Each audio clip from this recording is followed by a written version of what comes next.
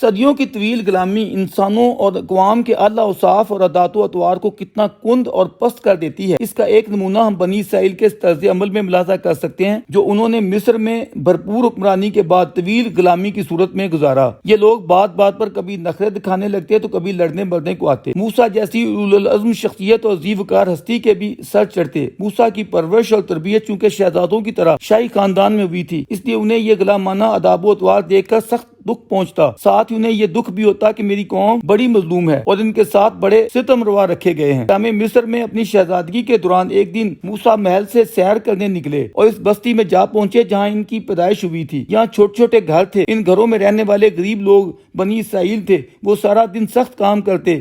فرعون بادشاہ کے لیے اینٹیں بناتے۔ جو یہ سخت کام نہ کر سکتا اسے کوڑے مارے جاتے، جنہیں دیکھ کر موسیٰ دکھی اور پریشان ہو کر سوچنے لگے کہ خدا میری قوم کی مدد کیوں نہیں کرتا، وہ انہیں ان کے وطن کنعان کیوں نہیں لے جا رہا۔ اس دوران اچانک کسی آدمی کے چیخنے کی آواز موسیٰ تک پہنچی۔ یہ ایک اسرائیلی کی آواز تھی جس پر حکمران قبطی افسر کوڑے برسا رہا تھا۔ نوجوان اور پرعزم موسیٰ سے یہ ظلم نہیں دیکھا گیا۔ اتنے جوش سے اس قبطی فرعونی پر جھپٹے کہ موسیٰ کے ایک ہی مکے کی وہ تاب نہ لا سکا۔ جناب موسیٰ نے جلدی جلدی اس کی لاش تو ریت میں دفن کر دی، لیکن سخت پریشان اور غمگین ہو گئے۔ اگلے دن جب انہوں نے دو اسرائیلیوں کو آپس میں دست و گریبان دیکھا تو وہ رک کر نرمی سے انہیں سمجھانے لگے کہ تم لوگ تو پہلے ہی یہاں غلامی کے زنجیروں میں جکڑے ہوئے ہو، تمہیں آپس میں یوں نہیں لڑنا چاہیے بلکہ بھائی بن کر رہو۔ تو وہ بولے، تم کون ہوتے ہو ہمارے معاملے میں دخل دینے والے؟ تو کیا تم ہمیں بھی اسی طرح مارنا چاہتے ہو جس طرح کل قبطی کو مارا تھا؟ یہ سنتے ہی جناب موسیٰ کا رنگ اڑ گیا اور وہ قبل اس کے کہ کوئی انہیں گرفتار کرے بھاگ کھڑے ہوئے اور مدین جا ٹھہرے۔ بہرحال یہ قرآن اور بائبل کی طویل کہانی ہے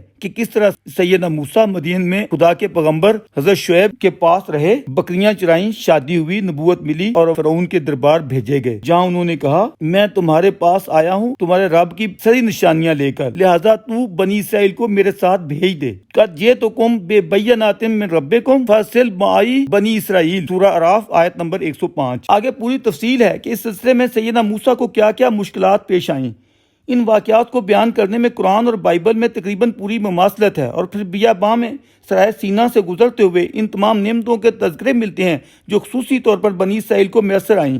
من و سلوہ سے لے کر دھوپ میں بادلوں کے سائے اور چٹانوں سے پانی نکلنے تک کے واقعات ہیں۔ ان تمام احسانات اور خدا کی نشانیوں کو براہ راست ملاحظہ کرتے ہوئے بھی غلامانہ پس ذہنیت ختم نہ ہو سکی، اور بنی اسرائیل نے قدم قدم پر جہاں ناشکری کی وہاں دو بڑے جرائم بھی کر ڈالے۔ ان میں سے ایک حکم موسیٰ کی نافرمانی ہے کہ جب انہیں کہا گیا کہ اپنی موعودہ سرزمین کے لیے دشمن کا مقابلہ کرو تو بنی اسرائیل غلامی کے کارن جن کے وجود میں سستی و کاہلی داخل ہو چکی تھی کہنے لگے موسیٰ تم اور تمہارا خدا جاؤ اور اس ارض مقدس کے قابض لوگوں سے لڑو، کیونکہ وہ بڑے جابر اور طاقتور لوگ ہیں۔ ہم یہاں بیٹھے ہیں، جب ہمارا یہ ملک خالی ہو جائے گا تو ہم آ جائیں گے۔ دوسرے سیدنا موسیٰ کی غیر موجودگی میں سامری سے مل کر بچھڑے کی پوجا کرتے ہوئے شرک جیسے جرم کا ارتکاب ہے جس کی بنا پر خدا کا غصہ ان پر نازل ہوا اور ان کی پوری جوان نسل کو سوائے کالب اور یوشع کے ارض مقدس میں داخل ہونے سے اس وقت کے لیے محروم کر دیا گیا، اور انہیں یہ سزا ملی کہ وہ 40 سالوں تک انہی صحراؤں اور بیابانوں میں بھٹکتے رہیں۔ اس سے ہمارے بعض حضرات یہ خیال کرتے ہیں کہ شاید خدا کا یہ غصہ، غضب اور لعنت دائمی تھے، اور اچھے خاصے پڑھے لکھے حضرات بھی یہود کے متعلق بڑی حد تک لا علمی کا شکار ہیں۔ بلا شبہ ان کی بہت سی نسلوں نے ماں بعد بھی شرارتیں کی اور انہیں ان کی سزا بھی ملی، لیکن نہ تو سزائیں ابدی تھیں اور نہ ان کی وجہ سے انہیں ارض مقدس سے دائمی محرومی بخشی گئی، اور نہ خدا نے بنی اسرائیل کے حق میں اپنے وعدوں اور قسموں کو توڑا۔ انہوں نے اگر خدا کے آخری پیغمبر یا سیکنڈ لاسٹ پرافٹ سیدنا مسیح جیزس کا انکار کیا تو ان کی ان نسلوں کو ان کی سزائیں مل کر رہیں جنہوں نے یہ جرائم کیے۔ درمیان میں اور اس کے بہت بعد تک بھی انہیں اپنے کیے کے پھل ملتے رہے۔ یہ درست ہے کہ سیدنا مسیح کے ساتھ انہوں نے جو سلوک کیا یا کرنا چاہا وہ بہت ہی گھناؤنا تھا۔ اس کی انہیں یہ دائمی سزا ضرور ملی ہے کہ سیدنا مسیح کے ماننے والے ہمیشہ کے لیے ان پر حاوی رہیں گے۔ مگر دلچسپ بات یہ ہے کہ قرآن ہی نے یہ صراحت ان دونوں بڑے گروہوں یہودیوں اور مسیحیوں کے سامنے فرما دی کہ سیدنا مسیح کو قتل کرنے کا جو بڑا جرم وہ کرنا چاہتے تھے وہ تو وقوع پذیر ہوا ہی نہیں۔ وما قتلوا وما صلبوا، نہ تو مسیح قتل ہوئے اور نہ صلیب پر مارے جا سکے۔ ہماری نظر میں یہود کے لیے یہ قرآن کا بہت بڑا تحفہ ہے کہ خون مسیح سے ان کی بریت کر دی، اگرچہ وہ خود ہنوز اس کا اقبال کرتے ہیں۔ ارض مقدس سے متعلق سیدنا ابراہیم، سیدنا اسحاق اور سیدنا یعقوب سے بند ایک قدیمی عہد کی تجدید دور موسوی میں بھی بصراحت موجود ہے۔ ملاحظہ ہوں تورات کی چند متعلقہ آیات۔ کتاب خروج باب نمبر 6 آیت نمبر 8۔ خداوند نے سیدنا موسیٰ کے ذریعے بنی اسرائیل سے کہا، جس ملک کو ابراہیم اور اسحاق اور یعقوب کو دینے کی قسم میں نے کھائی تھی، اس میں تم کو پہنچا کر اسے تمہاری میراث کر دوں گا۔ اور موسیٰ نے بنی اسرائیل کو یہ باتیں سنا دیں، پر انہوں نے دل کی کڑن اور غلامی کی سختی کے سبب موسیٰ کی بات سنی انسنی کر دی۔ پھر خداوند نے موسیٰ سے فرمایا کہ جا کر مصر کے بادشاہ فرعون سے کہہ کہ بنی اسرائیل کو ان کے اپنے ملک جانے دے۔ آگے کتاب استثناء باب نمبر 6 آیت نمبر 10 اور 11 میں یوں وضاحت موجود ہے، اور اے بنی اسرائیل، جب خداوند تیرا خدا تجھ کو اس ملک میں پہنچائے جسے تجھ کو دینے کی قسم اس نے تیرے باپ دادا ابراہیم، اسحاق اور یعقوب سے کھائی تھی، تو خداوند اپنے خدا کا خوف ماننا اور اس کی عبادت کرنا اور اس کے نام کی قسم کھانا، تم اور معبودوں کی پیروی نہ کرنا۔ کتاب گنتی باب 13 آیت نمبر 2۔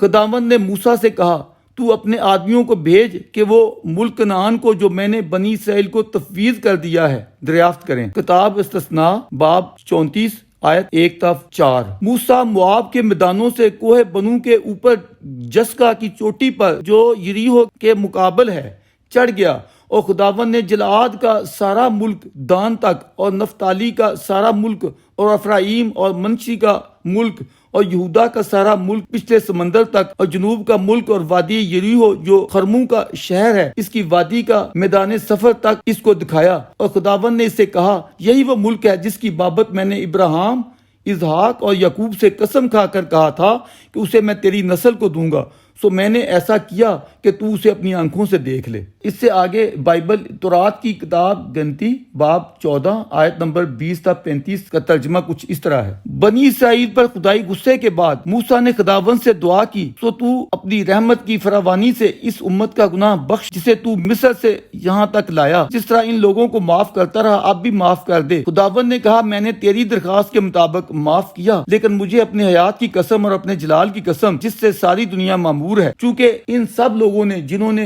باوجود میرا جلال دیکھنے کے اور باوجود ان معجزات کے جو میں نے مصر میں اور اس بیابان میں دکھائے، پھر بھی 10 بار مجھے آزمایا اور میری بات نہیں مانی، اس لیے وہ اس ملک کو جس کے دینے کی قسم میں نے ان کے باپ دادا سے کھائی تھی یہ نسل دیکھنے نہ پائے گی۔ جنہوں نے میری توہین کی، ان میں سے کوئی بھی اسے دیکھنے نہ پائے گا۔ ان سے کہو، تمہاری لاشیں اسی بیاباں میں پڑی رہیں گی، اور تمہاری ساری تعداد میں سے یعنی 20 برس سے اوپر کی عمر کے تم سب جتنے گنے گئے اور مجھ سے شکایت کرتے رہے، ان میں سے کوئی اس ملک میں جس کی بابت میں نے قسم کھائی تھی کہ تم کو وہاں بساؤں گا جانے نہ پائے گا۔ ان 40 دنوں کے حساب سے ایک دن پیچھے ایک برس یعنی کل 40 برس تک تم اپنے گناہوں کا پھل پاتے رہو گے، تب تم میرے مخالف ہو جانے کو سمجھو گے۔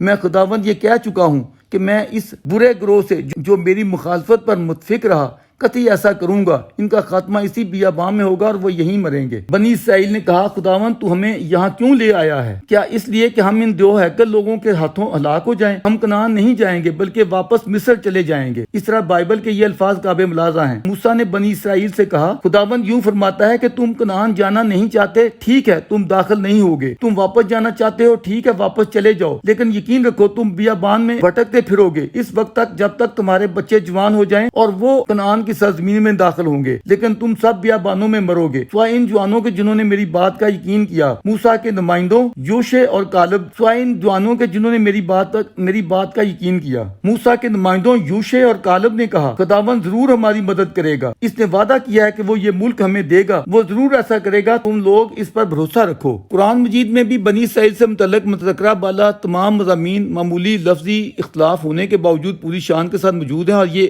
واضح ہو جاتا ہے کہ سیدنا موسیٰ اپنی قوم بنی اسرائیل کو فرعون کی غلامی سے نکال کر ان کے اپنے ملک کنعان ارض مقدس لے جانا چاہتے تھے۔ چند مثالیں ملاحظہ ہوں۔ سورہ الاعراف آیت نمبر 104 اور 5۔ اور موسیٰ نے کہا، اے فرعون، میں رب العالمین کی طرف سے رسول بن کر آیا ہوں، میرا مقام یہ ہے کہ میں حق کے سوا کوئی بات نہ کہوں، میں تمہارے پاس تمہارے رب کی سری نشانیاں لے کر آیا ہوں، لہٰذا تو بنی اسرائیل کو میرے ساتھ جانے دے۔ ہمارے یہاں غلط طور پر یہ سمجھا جاتا ہے کہ موسیٰ فرعون کے پاس جیسے کہ اپنا مذہب پھیلانے یا اسے مسلمان بنانے کے لیے گئے تھے۔ قرآن اس سلسلے میں واضح ہے۔ سورہ طٰہٰ آیت نمبر 47۔ سیدنا موسیٰ اور ہارون کو فرعون کے پاس بھیجتے ہوئے ہدایت کی جا رہی ہے، آتیہ ہو بس تم جاؤ اس کے پاس فقولو انا رسول ربے کا، اور اسے کہو کہ ہم تیرے رب کے بھیجے ہوئے ہیں، فارسل معنا بنی اسرائیل، پس تو بنی اسرائیل کو ہمارے ساتھ جانے کے لیے چھوڑ دے، ہمارے ساتھ بھیج دے۔ سورہ الشعراء آیت نمبر 10 تا 17۔ اور جب تیرے رب نے موسیٰ کو پکارا کہ ظالم قوم کے پاس جاؤ، فرعون کی قوم کے پاس، کیا وہ نہیں ڈرتے؟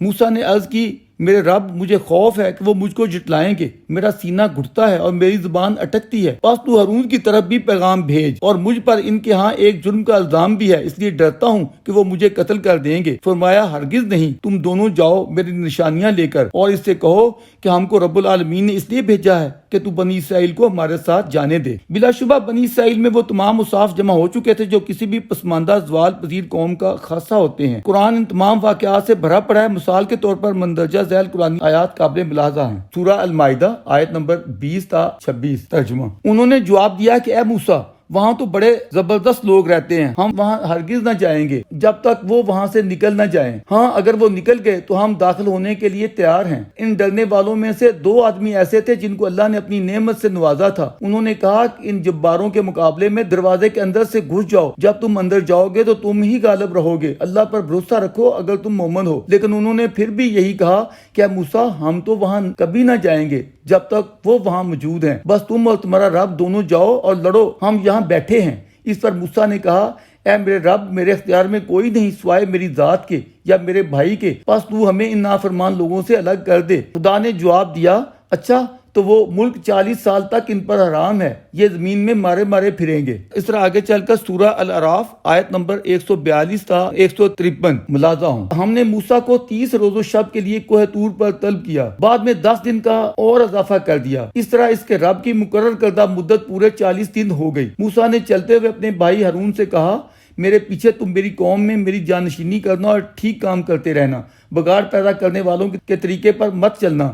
پھر جب وہ ہمارے مقرر کیے ہوئے وقت پر پہنچا اور اس کے رب نے اس سے کلام کیا تو بولا پروردگار میں تجھے دیکھنا چاہتا ہوں، مجھے اپنا آپ دکھا۔ اور جب موسیٰ رنج اور غصے میں بھرا ہوا اپنی قوم میں آیا تو اس نے کہا تم نے میرے بعد میری بہت بری نمائندگی کی، کیا تم سے اتنا صبر نہ ہوا کہ اپنے رب کے حکم کا انتظار کر لیتے اور تختیاں پھینک دیں اور اپنے بھائی کے سر کے بال پکڑ کر اسے کھینچا؟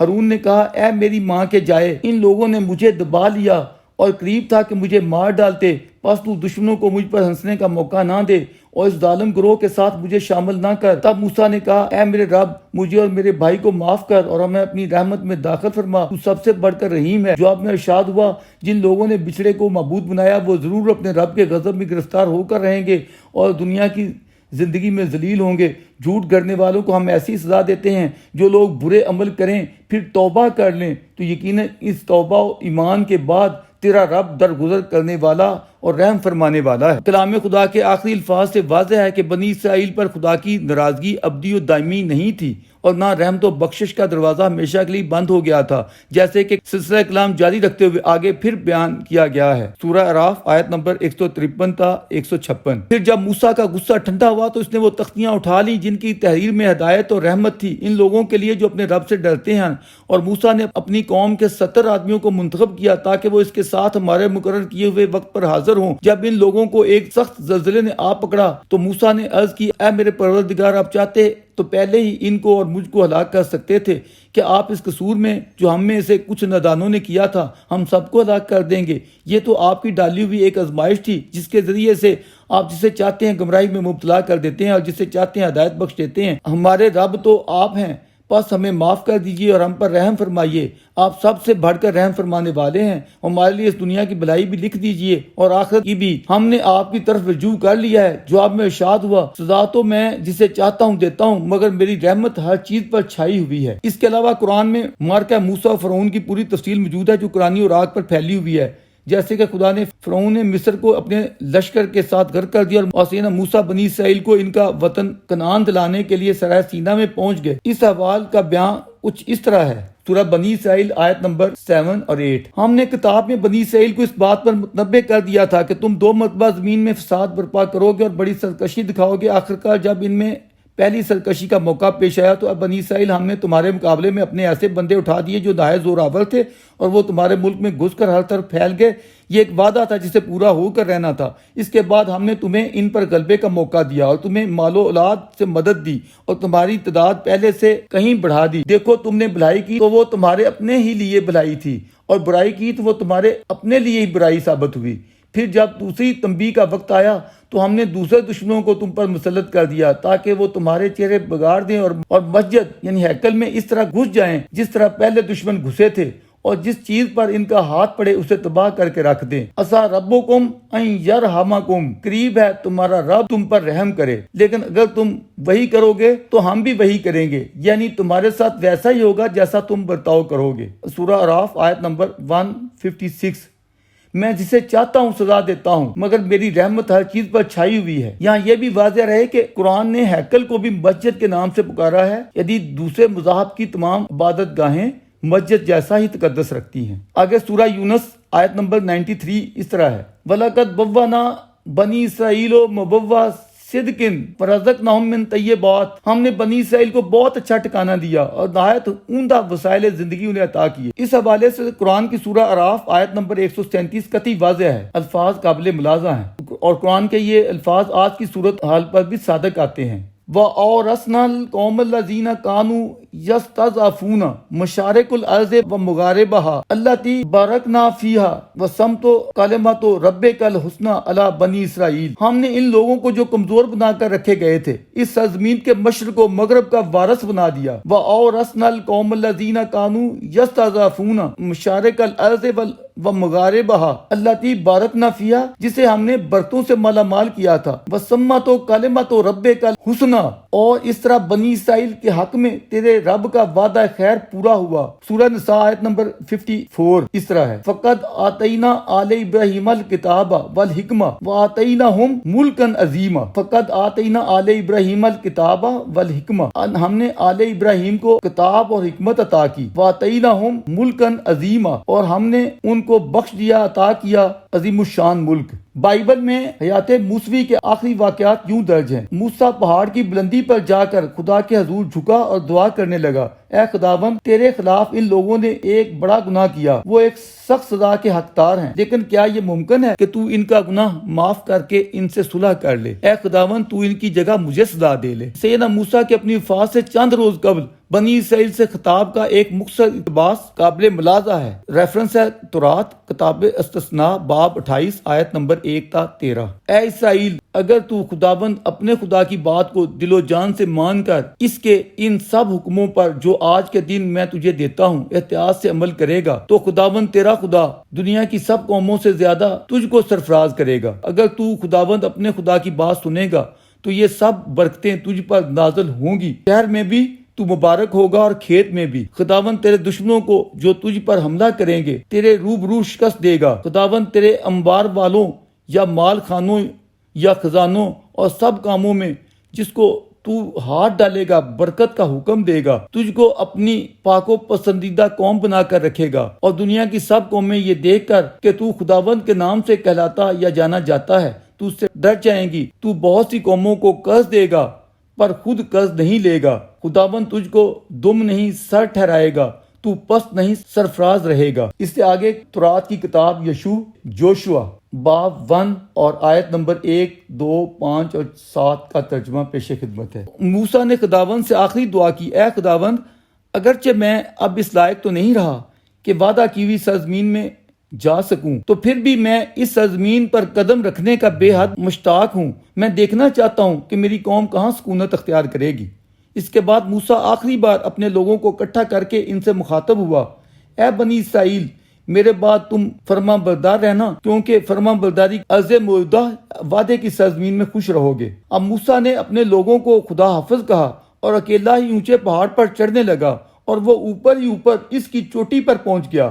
پہاڑ کی چوٹی پر خداوند خود موسیٰ کو ملنے کے لیے آیا. وہاں سے موسیٰ نے اس خوبصورت ملک پر نظر کی جو بنی اسرائیل کو ملنے والا تھا. خدا نے اسے ہری بھری چراگاہیں اور اس میں بہنے والی ندیاں دکھائیں. اس نے اسے دور تک پہاڑ اور سمندر دکھائے اور پھر کہا، آپ میرے بیٹے اب وقت آ گیا ہے۔ پھر ایک مدت گزرنے کے بعد ایسے ہوا کہ خداوند نے موسیٰ کے خادم نون کے بیٹے یوشوا سے کہا میرا بندہ موسیٰ مر گیا، سو اب تو اٹھ اور ان سب لوگوں کو ساتھ لے کر یردن کے اس پار اس ملک میں جا جسے میں بنی اسرائیل کو دیتا ہوں۔ جیسے میں موسیٰ کے ساتھ تھا ویسے ہی تیرے ساتھ رہوں گا، میں نہ تجھ سے دستبردار ہوں گا نہ تجھے چھوڑوں گا، سو مضبوط ہو جا اور حوصلہ رکھ، کیونکہ تو اس قوم کو اس ملک کا وارث کرائے گا جسے میں نے ان کو دینے کی قسم ان کے باپ دادا سے کھائی تھی۔ کتاب جوشوا آیت نمبر 6۔ اس طرح آگے کتاب زبور باب 105 آیت نمبر 7 تک 11۔ وہی خدا ہمارا خدا ہے، اس کے احکام تمام زمین پر ہیں، جس نے اپنے عہد کو ہمیشہ یاد رکھا، اس کلام کو جو اس نے 1000 پشتوں کے لیے فرمایا، اسی عہد کو جو اس نے ابراہیم سے باندھا، اور اس قسم کو جو اس نے اسحاق سے کھائی، اور اس کو اس نے یعقوب کے لیے آئین یعنی اسرائیل کے لیے ابدی عہد ٹھہرایا، اور کہا کہ میں کنعان کا ملک تجھے دوں گا کہ یہ تمہارا موروثی حصہ ہو۔ دانیال نبی کی دعا جو وہ زمانہ اسیری بابل میں ہر روز بلا ناگہ مانگا کرتے تھے، خداوند تو ہمیں آزاد کر اور ہمیں اپنے ملک لوٹ جانے دے۔ زبور میں ایک جگہ تحریر ہے کہ ایک دن ایک قاصد ملک کنعان کی ایک بری خبر لے کر داؤد نبی کے پاس آیا کہ بنی اسرائیل کے ملک ایک بار پھر فلسطی چڑھ آئے ہیں۔ بائبل کے مطابق فلسطینیوں کے ملک میں داؤد پیغمبر نے ہجرت بھی کی اور ان کے ساتھ ان کی بہت سی جنگیں بھی ہوئی۔ یہ فلسطی کون ہیں جن سے سیدنا داؤد نے جنگیں لڑی؟ یہ یونانیوں نسل لوگ فلسطیہ کے خطے میں کب آباد ہوئے؟ انہوں نے اسلام کب قبول کیا؟ اور عرض مقدس سے ان کا کیا تعلق ہے؟ ان سوالات پر ہم علیحدہ مضمون میں بحث کریں گے، مگر اس وقت ہماری بحث اسرائیل سے متعلق ہے، عرض مقدس کنعان جن کا آبائی و قومی وطن قرار پائی تھی۔ یہاں یہ سوال بھی پیدا ہوتا ہے کہ آج کے قومیت و شہریت کے بدلے ہوئے ایک مختلف دور میں کسی نسلی قومیت کے حق کی بات کرنا کہاں تک قرین انصاف ہے؟ اور مزید یہ کہ بنی اسرائیل سے مراد سیدنا یعقوب کی صلبی و نسلی اولاد ہے یا ان کی فکری فرزند بھی اس میں شامل ہیں؟